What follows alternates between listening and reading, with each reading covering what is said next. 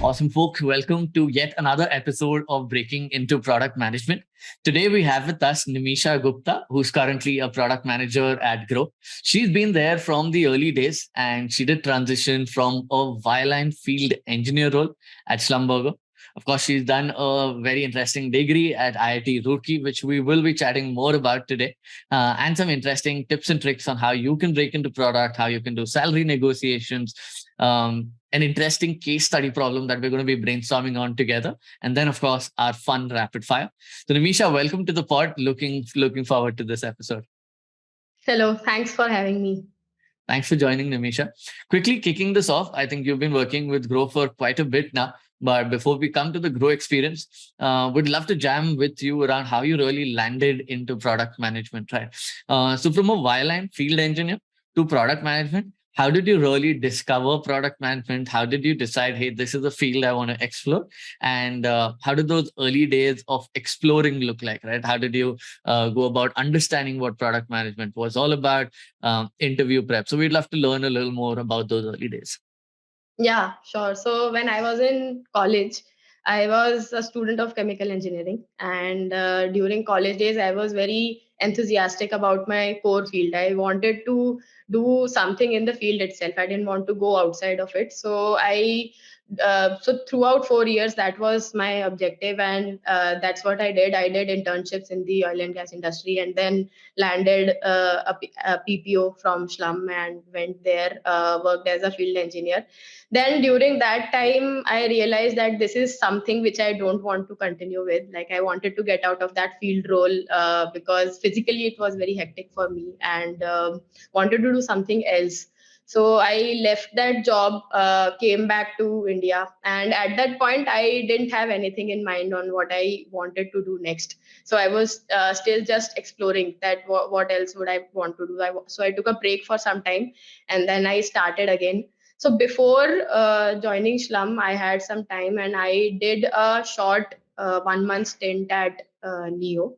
And there I got introduced to product management. So I met a person over there called Ashay. He was like very good product manager. So from him, I actually got my first flavor of product management on what the field looks like, what happens over here, what do these people do. They think, brainstorm, like what to do next, right? Basically, they define everything on the direction.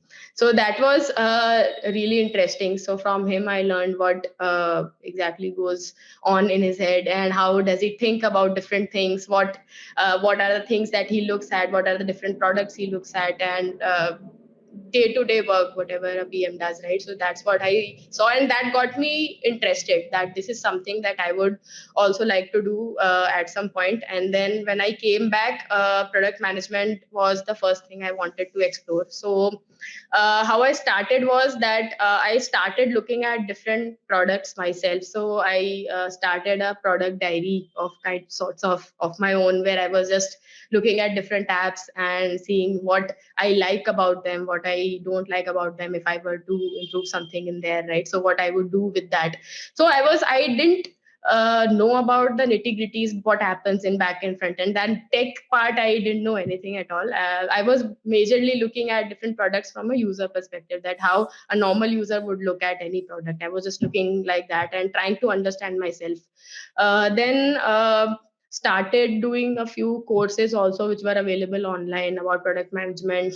Didn't seem to be very helpful, to be honest. It was majorly that whatever I was trying to understand, then I had some friends who were working in product management, took some help from them. What does their day-to-day look like? What are the things they work on? What are the problems they are solving? How do they approach a problem, and how do they try to solve it, right? And then after that, I started applying. So I was just looking to get into product management. I wasn't very keen on any particular position or any particular package or anything like that, right? So I was just wanted to break into it and learn. So I started applying, majorly started with whatever startup names I came across through different sources. Like there are fintech lists that come every year. There are startup lists published by LinkedIn and all those, right? So I just started figuring that out. Then I started reaching out to people on LinkedIn. I started cold emailing. Cold emailing helps really, like I think out of all the ways I tried, it had the best conversion and getting responses from somebody, right? And it helps to be honest in your email, that why are you sending that email, what is the intention, and a little bit about yourself. So I started sending those, and I got replies.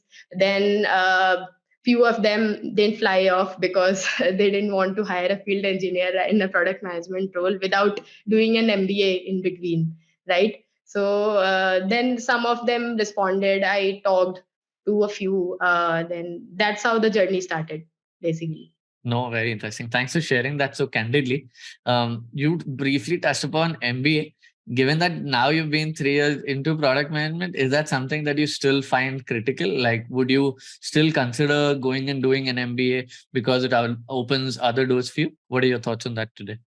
Not really. Right now, I'm not looking at doing an MBA because what I have realized is that the learning that you get on the job is better than classroom learning, at least for me. Like it might be helpful for those who are looking to transition from one profile to different entirely new profile, and because of their previous role they are not able to get into the next role, then maybe an MBA will help over there.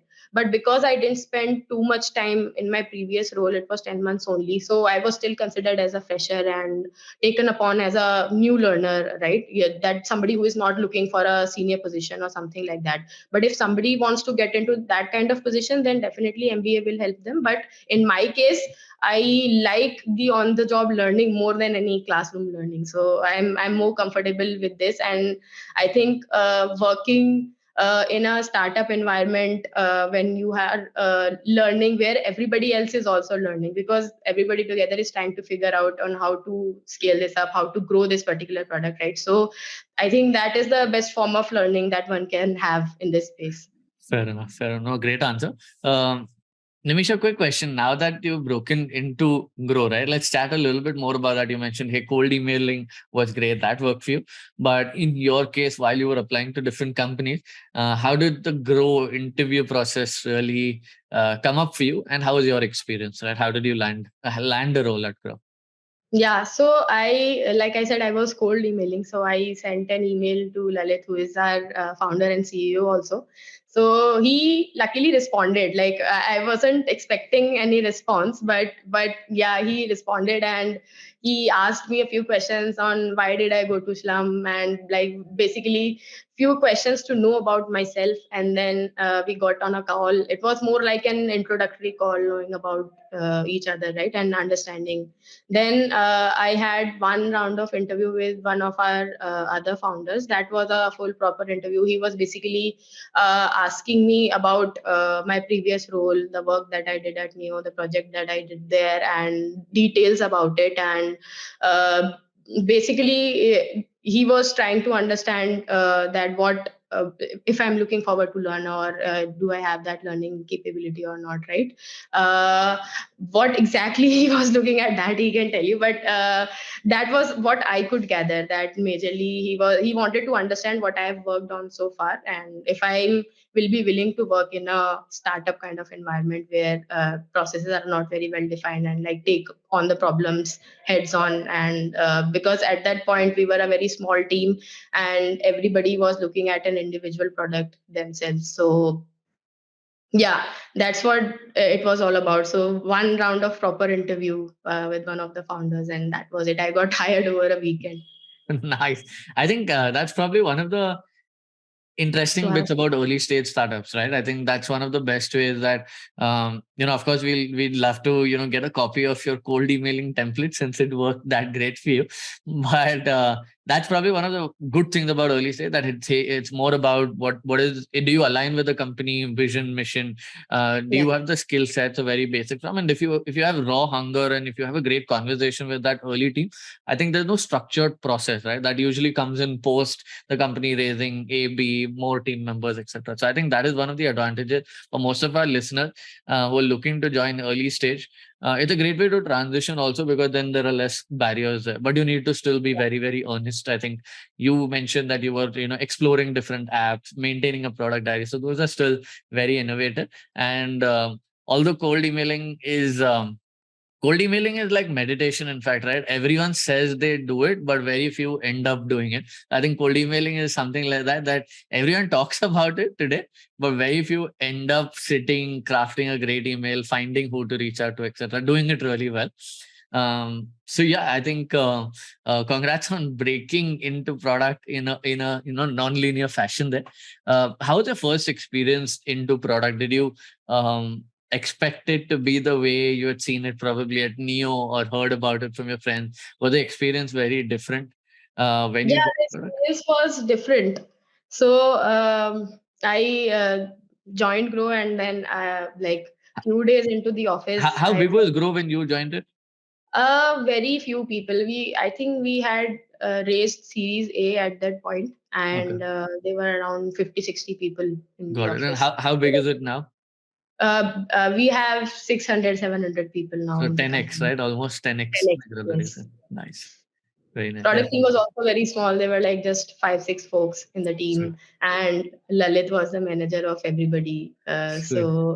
So that was Grow at that point. And when I joined, so like few days into the office, I was initially I was asked to sit with the customer support team for a week to understand about the customer problems, basically understand how our users think, how do they behave, how do they respond to the product, what are the current problems that they are facing with the products. So I was just made to sit in the customer support office, and I was working with the agents. I was just listening to the calls, seeing their emails, their that chat that they do with the customers on what are the types of problems they are facing. And so it was majorly about that, to understand that. And I think that everybody does at Grow in the product team, that you have to understand about the customer problems, right? So that's how it started.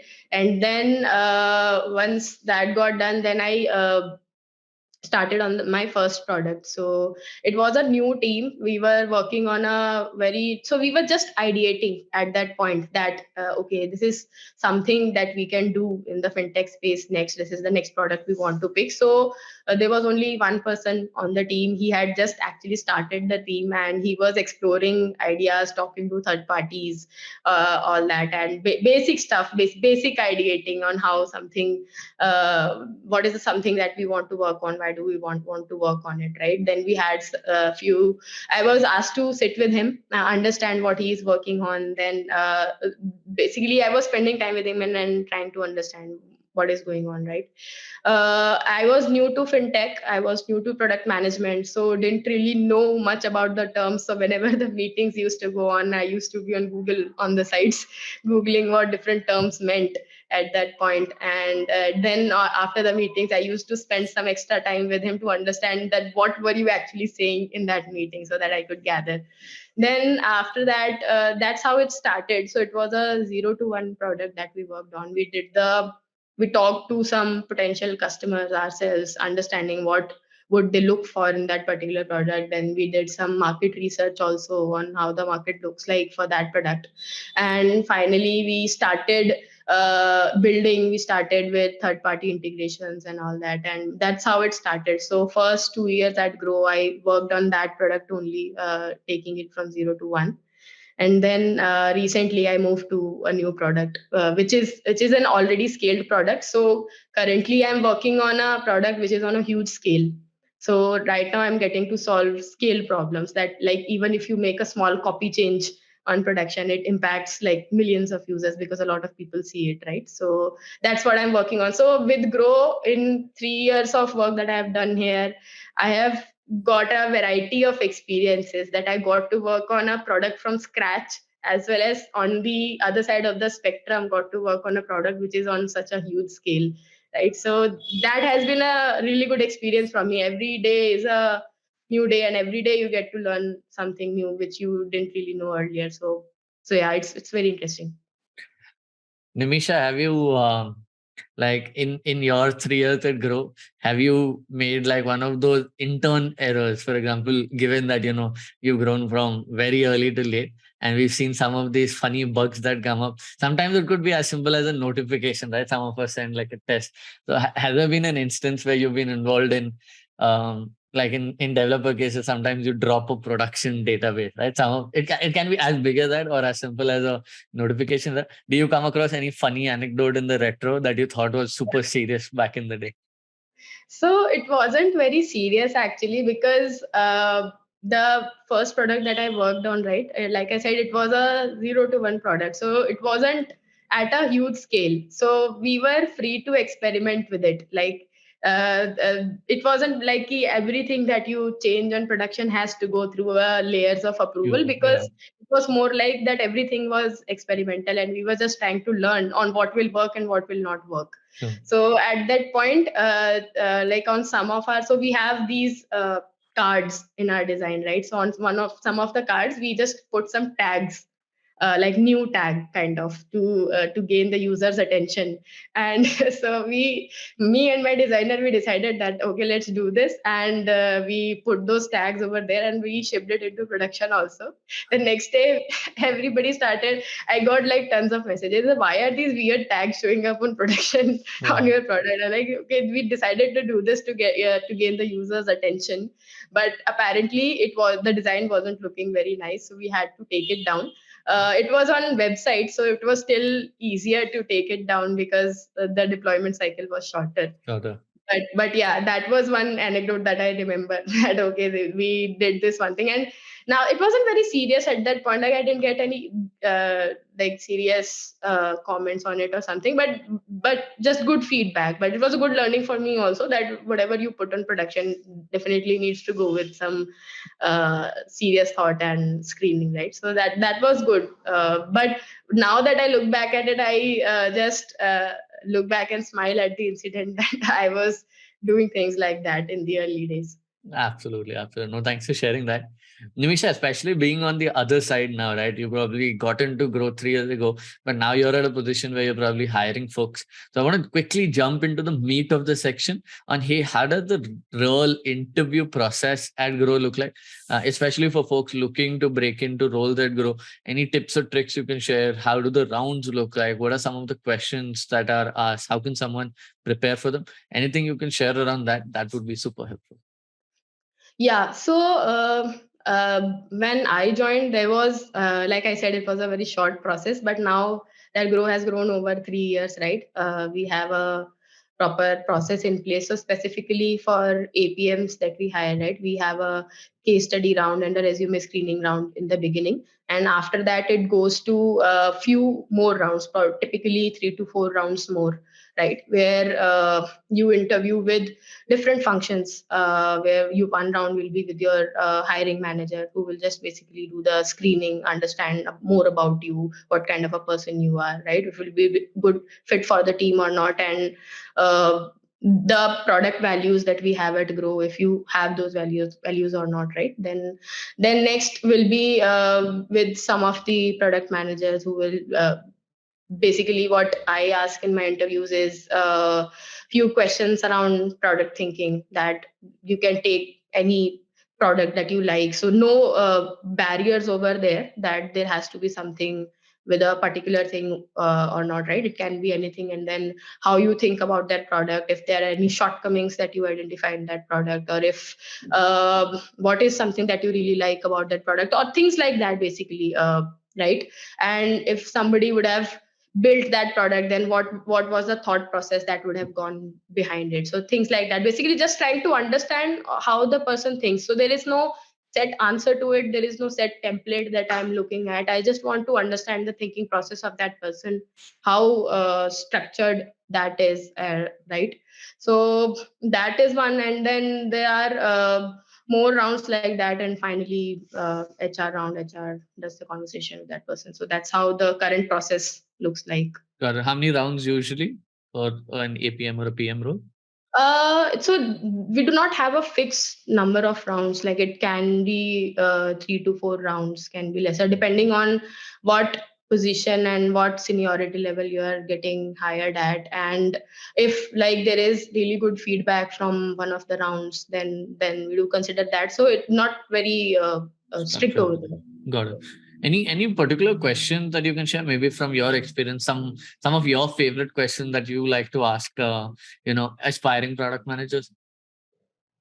Yeah, so like I said, this question, right? That I do like to ask people this: that what is their favorite app? Like, what is the app which they use the most and are most familiar with? Because if you love a product yourself, then it gets difficult to identify what are the problems with it, right? And then you just tell what are the current problems with it. How would you solve that particular problem? Why, first of all, why do you think that problem is worth solving? Because you are one user who is facing that problem, but how do you quantify that problem that it is something that you should build, right? And then once you have decided to build it, then how will you track and monitor on how it is going, like if it is resonating well with the customers or not, or if it is not flying very well, or it's a flop shoe, right? So how do you identify that? How do you learn from your successes? How do you learn from your failures? So just this is what I try to understand from people on what their thinking process looks like. Nice. Nimisha, we'll probably make this a little more fun. We'll take your favorite question and now put you on the other side of the table. To think of this, the idea is we want to ensure that people who actually prepare for product management interview understand that there is some amount of reality to this as well, right? And exactly like what you shared, Nimisha, the next question for you would be, hey, what is your favorite product? And then we'll go deeper into it on how we can make it better. But what is your favorite product? Okay, so I do not have one favorite product in particular. I have multiple. So I'll take the example of Swiggy, Okay. let's say.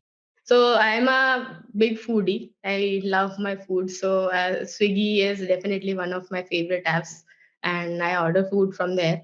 So what I really like about Swiggy is the simplicity and the understandability of the app, right? So whatever is there on the app, it's very crystal clear. If you see the explore page, which is the landing page of the app, right, it is a very less number of items over there, and everything is very nicely placed. You can, so it's like that. It's not you are trying to fit in 100 features over there and it's an overcrowded place where user is going and getting confused on what do I do here, and it's not like an empty screen also. So it's somewhere in between, and that's what I really like. It's very, everything is very nicely placed over there. If you want to discover something, then the discoverability of it is very easy. That's what I like.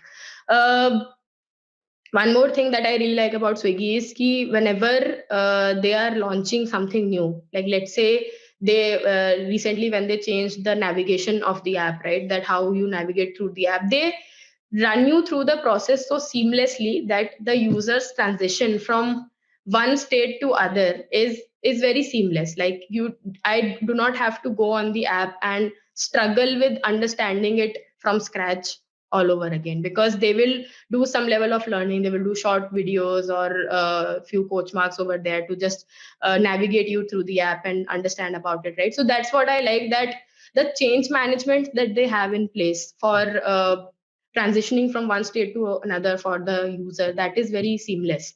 So that's what I really like. So and personally, I like simple products, like which are not very hard to understand.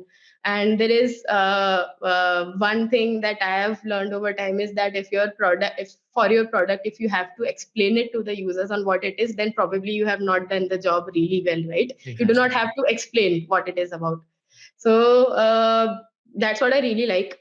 um if I were to, what was your next question? Like, if I were to Yeah, the next one would be identify, like if you were a product manager there, or if you were looking at it, what is one thing that you would love to see in the product? Where do you think there are shortcomings, and how would you go about solving it? yeah. So personally, as a user, what I sometimes feel the need of scheduling an order on Swiggy, right? Because whenever, let's say, we are in office, we are in some meetings, And we sometimes tend to forget to place an order or don't have enough time to place an order. And then by the time lunchtime arrives, we are very hungry and just want to get the food right away, right? So at that point when you order, you have to wait for your order to come. So if there is a facility of scheduling an order on Swiggy, then that will be very helpful for me now. But that is me as one user who is speaking about it, right? There might be a lot of other people also who will not look, who will be looking for this or not be looking for this, right? Then first of all, we need to identify now why do we want to solve this problem, particular any problem that we want to solve. Like the framework is, first of all you have to identify then why do you want to solve it. So what are the different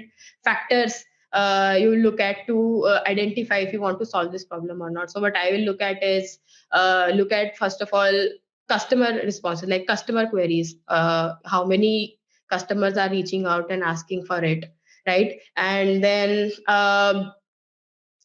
from like there are multiple ways to identify customer queries also, right? That what are the queries that you are getting from different channels, and what are the responses that you are getting on, let's say, social media, or like through emails, or through different channels, like Play Store reviews, whatever is there, right? So just try to understand how many people are actually asking for that particular thing, and if this is a problem worth solving or not. Then do some business level analysis also, like how much effort it will take to build that particular thing, and what is the kind of business impact that we are looking at, how many additional orders that we can get through this particular feature, right? All those things.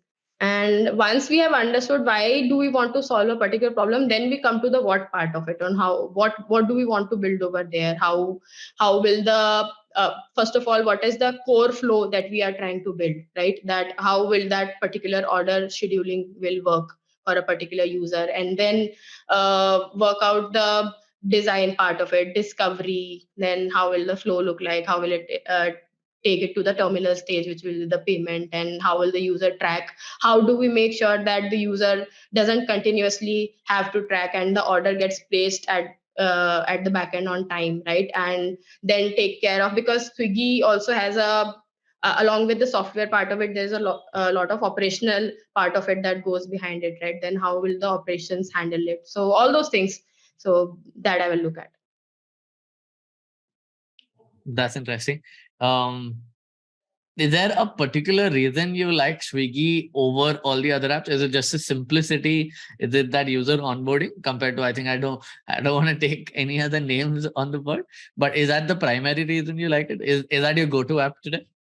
Yeah, it's my go-to app today. So I have one reason, like I said, simplicity is one of the primary reasons for which I rely. And sometimes, like, Swiggy manages to make you go wow, like it will do something, and always, like, so if you'd have noticed earlier, like they have emoji search also. Like sometimes if you place a Yeah. pizza emoji in the search, then pizza suggestions will come into place. Now, Oh, this wow, is I not didn't know that. something which is a very utility feature per se, right? I can write PIZZA also over there, and I can put an emoji also over there, but it just makes me go wow, that wow, like somebody would have thought of this, and the level of creativity that they have shown within the app, right? So that's something that I really like. No, that is interesting. I never knew that. I'll go check that out. Like you shared, I think it's probably not a very utility-driven feature, but it's that aha feature. When it happens to you, you're like, okay, interesting, right? Never would have thought of that. So yeah, Yeah. completely agree. Um, Nimisha, thanks for sharing that. We have a bunch of fun questions lined up for you. So we'll probably end the serious part of the discussion right here. Thanks so much for sharing all this. I think it was very interesting from the point of view of, hey, what does someone at Groww really do? What does a product manager at Groww really do? If someone were to break into product at Groww, how would it look like for them? So thanks so much for sharing that. We'll quickly jump into the fun parts now. Nimisha, this was an awesome chat, both on the serious front and on these fun stuff. Hoping that you have some amazing product launches coming your way at Grow, and we'll definitely catch up with you further to see how that journey progresses. But thanks so much for your time today. This was pretty amazing. Thank you. Thanks, Nimisha. Thank you. Thanks for having me.